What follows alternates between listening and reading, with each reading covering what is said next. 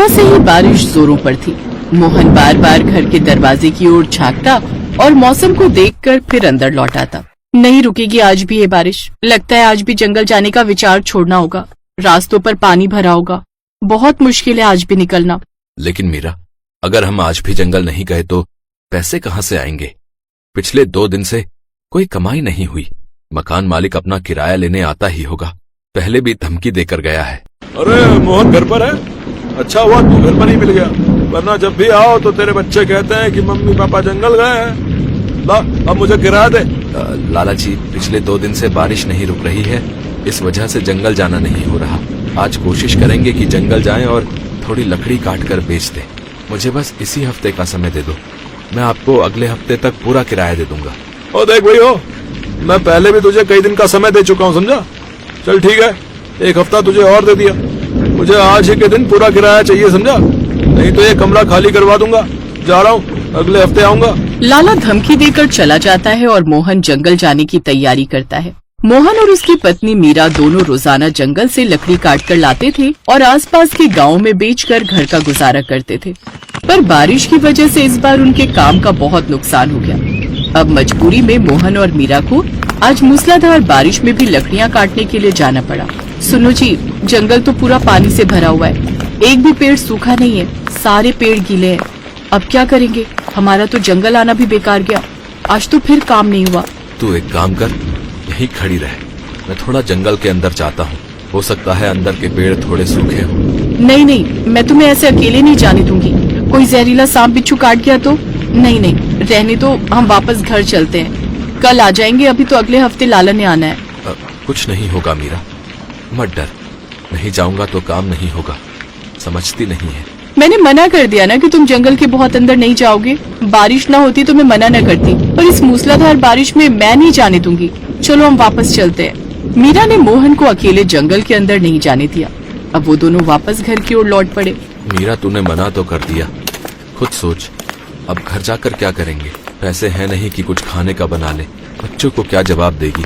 पूजा और बिट्टू दोनों हमारे इंतजार में बैठे होंगे कि कब हम घर जाएंगे और कब कुछ खाने का बनेगा। मैं भी क्या करती, मैं बहुत डर गई थी। तुम्हारी जिंदगी से बढ़कर मेरे लिए कुछ नहीं। मोहन और मीरा जंगल के बाहर निकले तो सड़क पर एक बैलगाड़ी वाला अपनी बैलगाड़ी का पहिया एक गड्ढे से निकालने की कोशिश कर रहा था। भगवान, बारिश में गड्ढा दिखाई ही नहीं दिया। अब क्या करूं? भुट्टों से भरी बैलगाड़ी पलट गई तो शहर क्या ले जाऊंगा?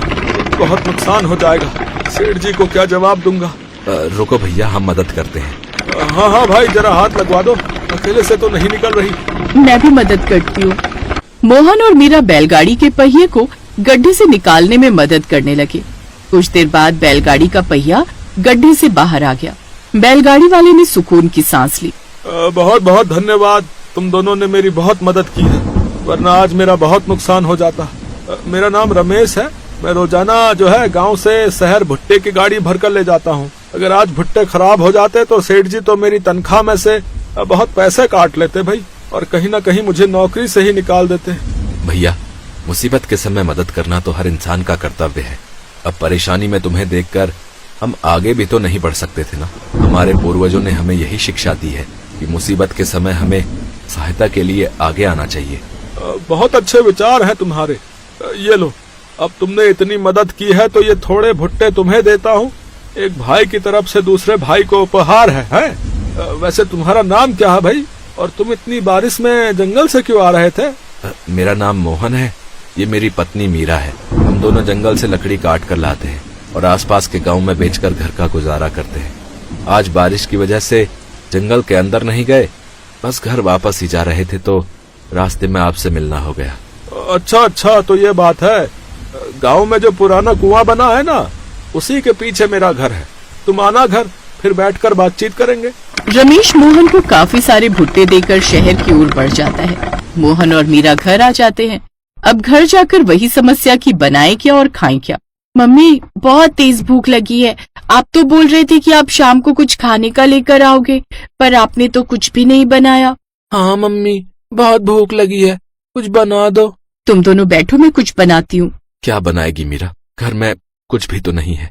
सोच रही हूँ इन भुट्टों का कुछ बना लूं। इनसे क्या बनाएगी मीरा? ये तो ऐसे ही खा लेते हैं। रुको तो, मेरे दिमाग में एक आइडिया है। तुम बैठो, मैं इसका कुछ बढ़िया सा बनाती हूँ। मीरा ने अपना दिमाग चलाया और उसने भुट्टों को घिसकर गूदा तैयार कर लिया और उस पेस्ट में मसाले मिलाकर उसे आटे में गूंथकर बढ़िया गरम गरम भुट्टों के पराठे बनाने लगी। अब जब सबने पराठे खाए तो सबको बहुत स्वादिष्ट लगे। मीरा, तूने तो कमाल कर दिया। तूने तो ये कोई नया ही व्यंजन बना दिया भाई। चलो अच्छा है, रमेश भैया के दिए भुट्टे काम आ गए। सुनो, मैं सोच रही थी अब तो रमेश भैया भी वापस आ गए होंगे, क्यों ना तुम कुछ पराठे उन्हें भी दे आओ। उन्होंने तो ये भुट्टे दिए थे, वो भी गरम गरम खा लेंगे। क्या पता उनके परिवार में उनकी पत्नी और बच्चे भी होंगे। ठीक है, मैं दे आता हूँ। अब तो बारिश भी रुक गई है। मोहन रमेश के घर पराठे लेकर जाता है। जब पराठे रमेश और उसके परिवार ने खाए तो उन्हें भी बहुत स्वादिष्ट लगे।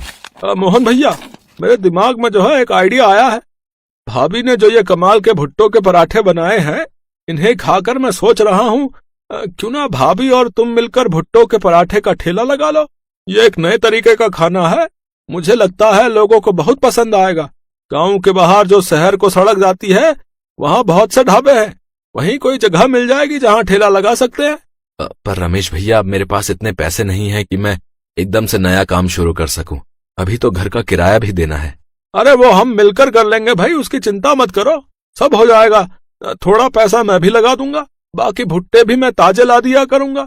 बस हमें ठेले की शुरुआत करनी है। रमेश ने मोहन को नए काम की सलाह दी। मोहन को रमेश का सुझाव अच्छा लगा। वो घर लौटा और मीरा को सारी बात बताई। मीरा को भी सुझाव अच्छा लगा और फिर कुछ दिनों बाद रमेश की मदद से मोहन और मीरा ने गांव की सड़क पर बने एक ढाबे के पास जगह ले ली और अपना भुट्टो के पराठे का ठेला लगा लिया। उनका ये काम बहुत चल गया। अब दूर दूर से लोग स्पेशली उनके ठेले पर भुट्टो के पराठे खाने आते थे। धीरे धीरे काम अच्छा चल गया और उनकी अच्छी कमाई होने लगी। अब मोहन और रमेश दोनों पार्टनर बन गए, जिससे दोनों को लाभ हुआ और उनकी आर्थिक स्थिति भी बहुत अच्छी हो गई।